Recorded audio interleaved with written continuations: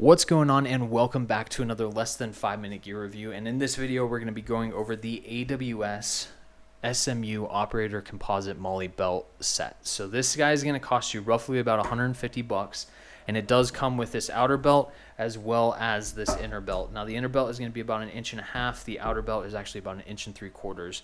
So when comparing this to some of the other belts that are on the market, what you'll notice is this guy is going to have this composite Molle system, where the other systems are going to have more of a folded nylon.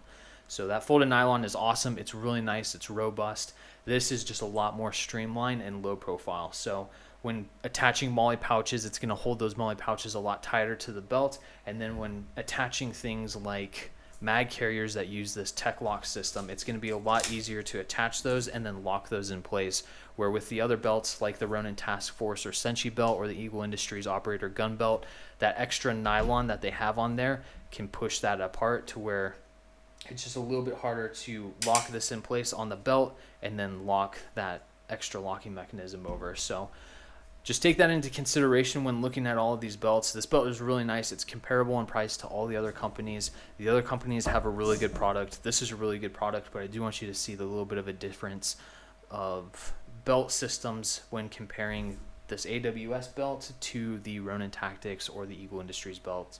There are a couple other belt companies out there like Safe Life Defense, and then also Tier Tactical has a very similar belt to this as well. And I've seen a couple of other odds and ends and smaller companies that build belts as well. So with that, if you have any questions, please feel free, leave a comment. We'll answer any questions that you have. Like, share, and subscribe, and we'll see you next time.